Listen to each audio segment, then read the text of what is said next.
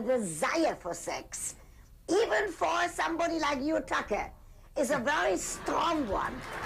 Yes. So we know. Almost out of control, Dr. Ruth. We almost, know. Really. I would like Washington to have condoms in all colors. How about an orange one, like my new sweater? It is Sex and Relationship Wednesday, and we are privileged to have Dr. Ruth Westheimer with us. Now joining us as well, Siggy Flicker, a matchmaker and host of VH1's Why Am I Single? And Emily Morse, sex expert and star of Bravo's Misadvised. Emily, this has got to be a great honor for you. I'm sure Dr. Ruth has informed your career in many ways. Tell me how.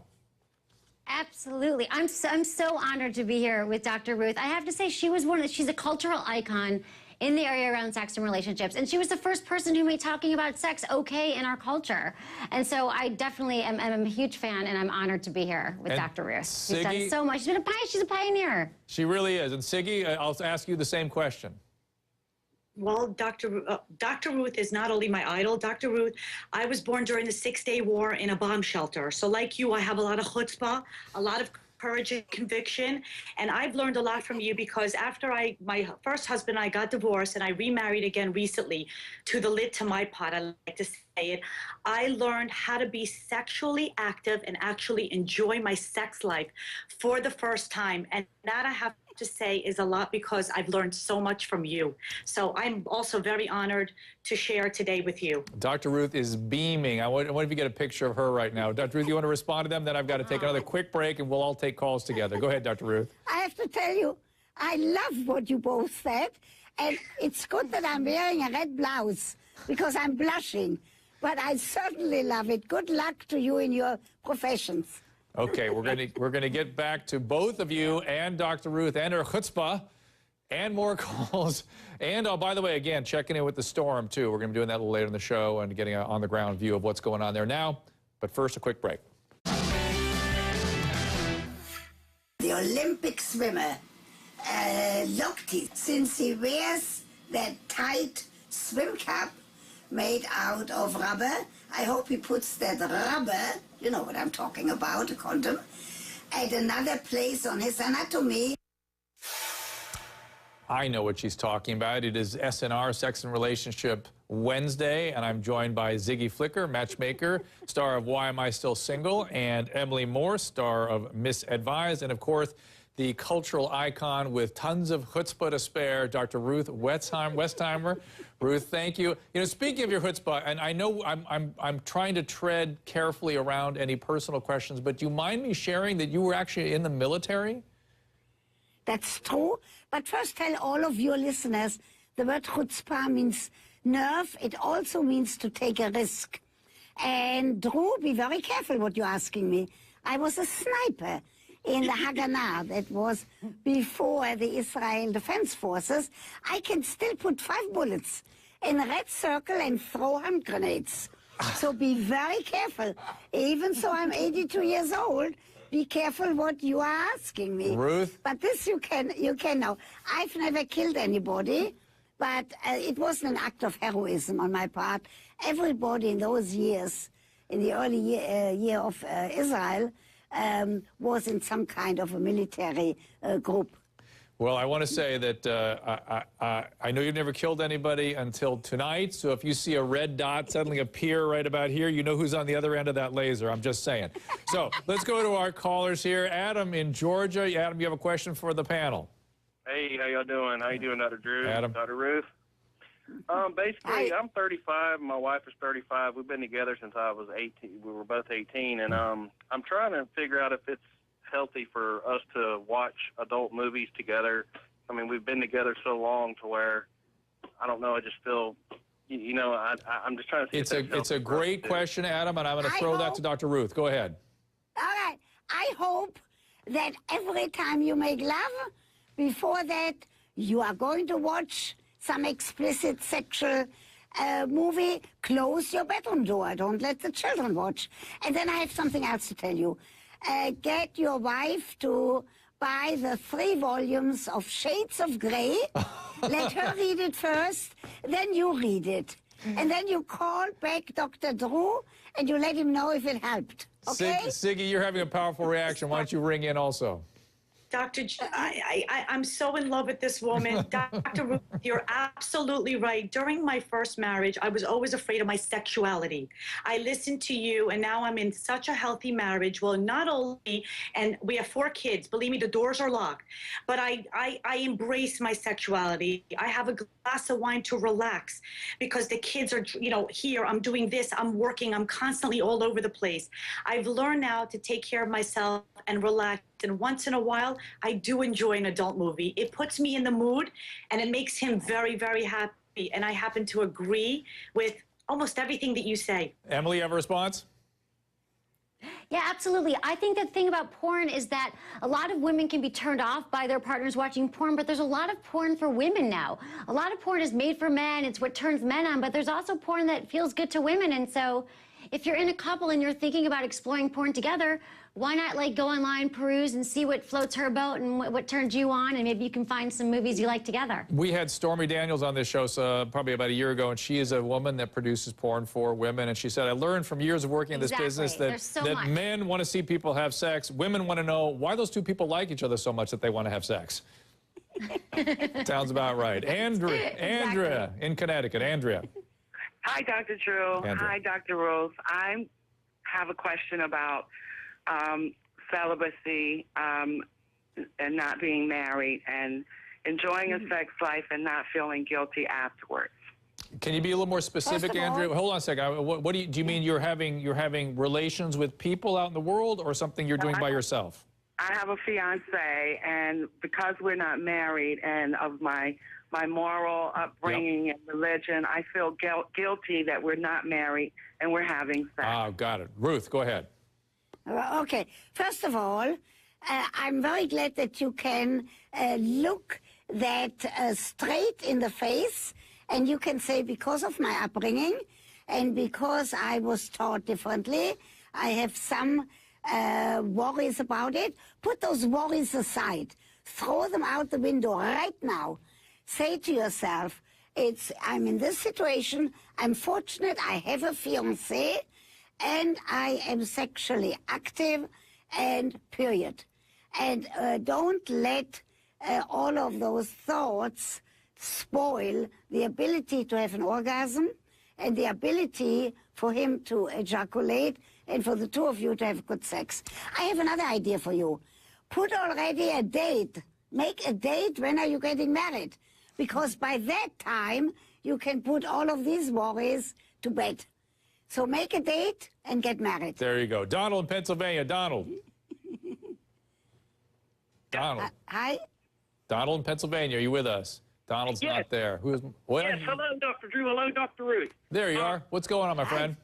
I have a question for Dr. Ruth or you, whoever, about sex outside the marriage.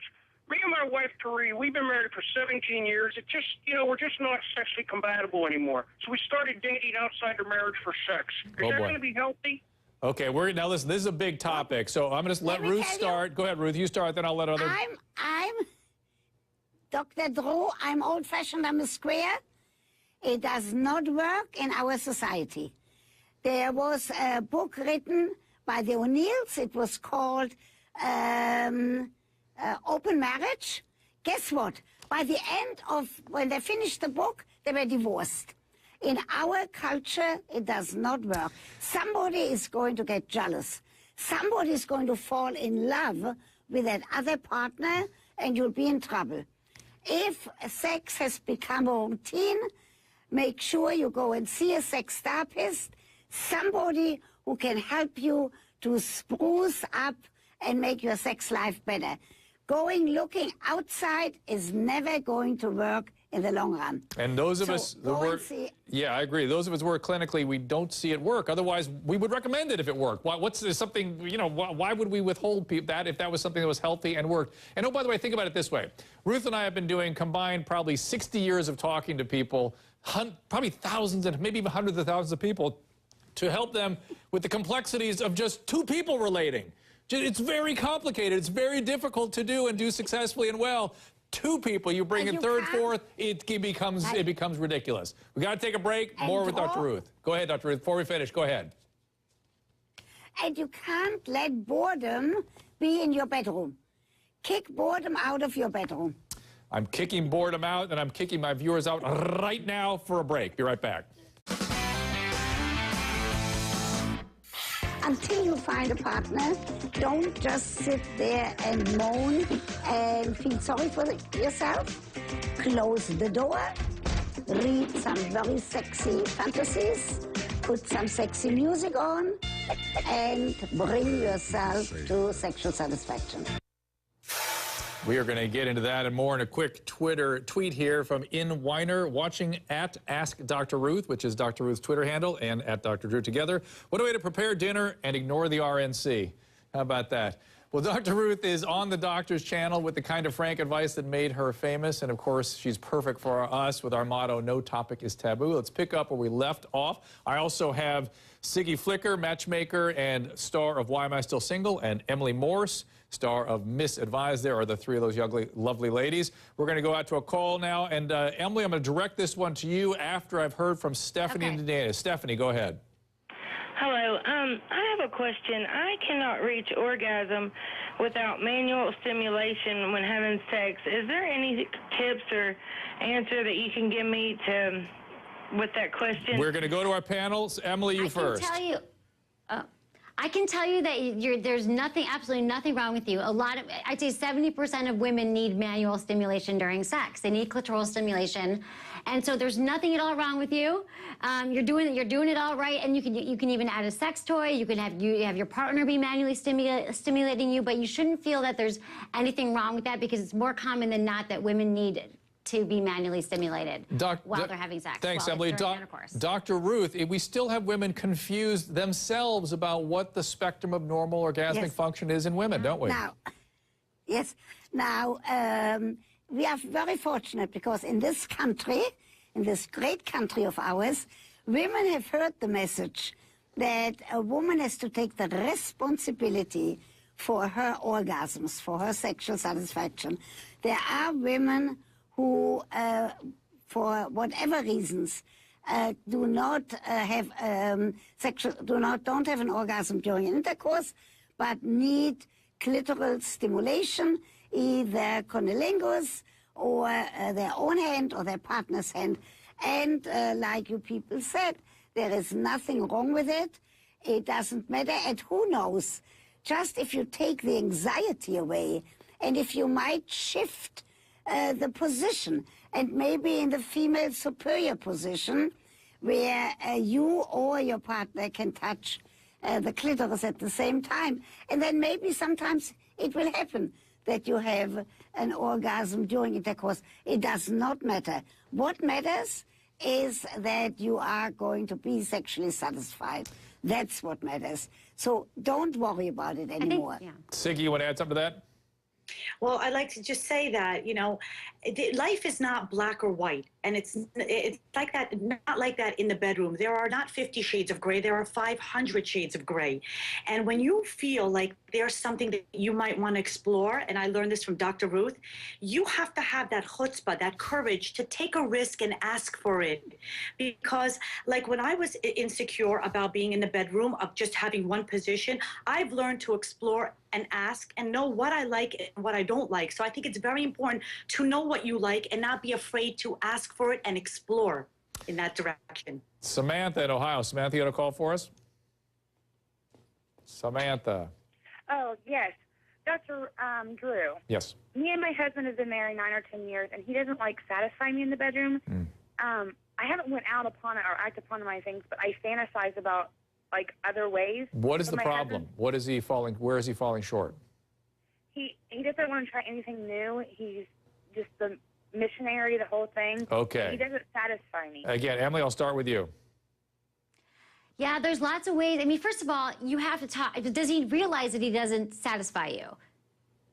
Because communication is a lubrication. You have to let him know that he's not satisfying you in the bedroom. I mean, I think that that's the first thing that you have to talk about it. But you have to couch it, and you know what there's some things I'd really like to I'd really like to try. So maybe you bring in a sex toy, you bring in some bondage tape. You have to initiate. Just like Dr. Ruth said, women have to take responsibilities not only for their own orgasms, but for their entire sex life and for their entire ability to enjoy sex. So I think that you have to talk to them about it and see why. And Dr. Ruth, I think a lot of men are little sort of, I wouldn't say they're timid, they're confused about what makes women happy, aren't they still? Right. They don't even have to say it with words. She just has to take that, she has to give herself that push to say, I am going to show you without words what I need in order to be satisfied. So I agree with all of you. It can be with a vibrator, it can be by her showing what she needs herself. But not to go on the negative by saying, you never satisfy me and I don't like you, or I'm going to go out someplace else. Try first on the positive. If that doesn't work, go and see a sex therapist. Great In advice. situations like this, 1 or 2 sessions with a sex therapist might be helpful. Excellent Tell advice. your husband to come along to do you a favor, to come along. Thank you, Ruth. Thank you, Siggy Flicker and Emily Morris. I have to say farewell to the 2 lovely ladies, and Dr. Ruth will stay with me. But first, I'm going to take a break, then go on out back to Louisiana and check in on Hurricane Isaac. We have someone on the ground there who's going to give us a first-hand report live. Be right back.